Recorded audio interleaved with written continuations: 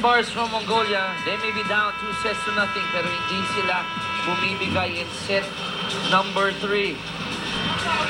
As Saikana, as you mentioned, Coach Ronnie, parang bala, umangat, umatake, lumusot sa ilalim ng net nang hindi man nang tinatamaan ng net. Combination play, pero may sinabi mo, saka linis eh. Malinis, seamless gumalaw, halos walang buwelo.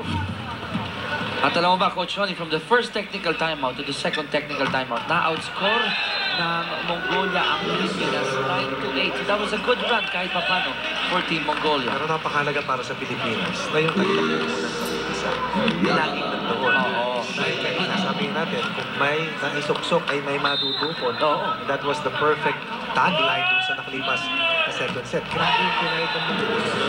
In the end, ang ating maagang tugunan, naging salvation natin upang kumosa ng dalawang sets. Napentong isang manlalaro dito. Much intended para sa'yo. Sa mga kauri ko, magandang hapon po sa inyo. 17-12. On deck to serve for the Philippines, number 13. That's Peter Torres. Enjoy na po kami ni Coach Ronnie sapagkat maganda maging bahagi. Nako! Itong international Samahan nyo event kami na dito ito. sa MOA. Please, mag-e-enjoy po kayo. Alaga. Another kill, pero Bobo was there. Free ball. Anong tawag? Point goes to the Philippines. Up by 6. Kita mo nga naman, maski nasa ilalim ng bola ang kapitan ng Pilipinas ay nakapuntos pa rin. Bakit? Eksakto kung saan niya dinala yung bola. Fernandez scoring the 18 point para sa Team Pilipinas. Again, this is a crucial bracket, mga kaibigan, sapagkat tatlo lang po tayong nandito, Pilipinas, Iraq, at Mongolia. If we get this win, malaking chance na pumasok po tayo sa next round. Service reception, salok-salo niya yung floater. And then, attack para dito sa Mongolia. 18-13 para sa Red Shirts ng Pilipinas. But they're looking at a totally different squad ng Mongolia kasama Chiki. The next defensive laps. Walang sumuporta sa block coverage nila. Sir Fernandez, Coach Ronnie, parang may mata sa likod ng kanyang ulo. Sinipat ang depensa ng Altain Bars, nakakita ng opening sa zone number 4.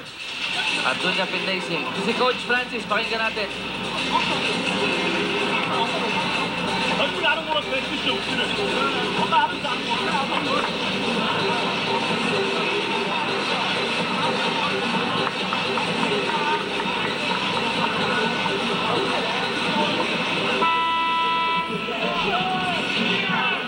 Well, batay sa ating nakita sa kanilang body language, very calm and collected at cool na cool pa rin si Coach Francis Vicente. Ayaw niyang kumumpiyansa, Coach Ronnie, kahit napanti sila rito ng 19-18. But he wants to get that, say, monkey off their, well, probably a monkey off their back coming from 2009. And they want to get the number 1. Simple lamang yan, Chiki. Siguraduhan na ang laban nila. Dahil nakita nila Coach Francis, yung kakayahan ng Mongolia na makadiin, makabalik, makadikit, at talagang kumbaga bigyan ng peligro yung kampanya ng Pilipinas. All we need is a win. All we need is a win. We will be solid for the next round. Confidence level will be up as Christian Fernandez, the captain. Siya ngayon ang Energizer Bunny ng ating Power Pinoys, hitting that great serve, giving the Pinoys an 8-point lead. Ang isa pa pong miyembro ng ating grupo, ang Pool A, ay ang koponan ng Iraq. Tapos sa pang-pitong pwesto last year in the 2013 edition of the ABC. Free ball. Fernandez will set. Franco was there. Nababawi dito ang Altain Bars, rather. Abdilia, powerful spike down the middle. Definitely the best outside hitter for Team Pilipinas. Combination play. Pilipinas threatened earlier. They're only on top by 5. Ngayon, umalagwa muli. Sumipa muli ang kalamangan kasamang Chiki. 22-13. 22-13 indeed. That's a 9.8 para sa PLDT Home Evolution Power Pinoys. Bobo wasn't ready for that great attack by Al-Nakran Abdilia on your screens right now.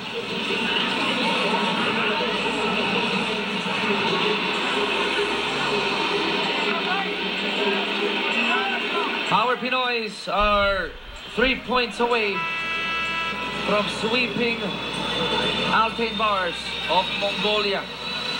And getting the needed win number 1 bago nila makaharap ang Iraq sa darating na Thursday, April 10, if I'm not mistaken. Tama po.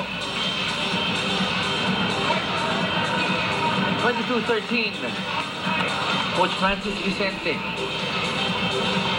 I'm sure inside Coach Francis Vicente, he is anticipating this victory para sa Team Pilipinas, 3 points away from getting the first win for PLDT Home Revolution.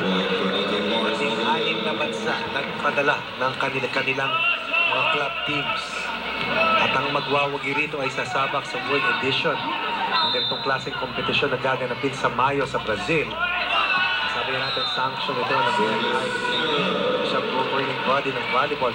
Tangka natin na muling manumbalik ang Pilipinas sa mapa ng labanan sa men's volleyball. Tuloy-tuloy na ang pagtaas ng popularidad ng larong volleyball Alam sa ating mo, bansa. mamaya kasamang sigang women's edition ito ay ginaganap sa Thailand. Okay. At ang ating lady spikers ay tutungo ron sa pangunguna ng Rachel Dakis. Sabi nga natin, Pilipinas sa men's, 127. Ang female na natin, 100. wow. So, a chance to go up the ranks Yes. on every international tournament that we have. At magagawa mo lamang yun pag nakakalaban ka sa mga teams higher rated than you. At yun ang binanggit kanina ng ating mga leaders ng ating volleyball na itong ating pamamaraan na muling maibalik ang gana ng mga Pinoy sa volleyball. Another interaction dito sa kampanan ng Altain Bars, giving the Pinoy their 24th point. Coach Ronnie, isa na lang ang ating kinakailangan. This will be 9 match points para sa Team Pilipinas. 9 set points in the third. 9 match points. Be able to sweep the challenge of Mongolia sa kauna-unahang laro ng ating 9-day event. Dalawang venues po ang ating gagamitin, Mall of Asia Arena at ang Cuneta Ashudo, pero lahat po ng ating live coverages ay magaganap dito sa Mall of Asia Arena. Ramos ang nag-serve. Buhay pa ang bola. MB. And that will give Mongolia another point. Their 16th point here in set number 3.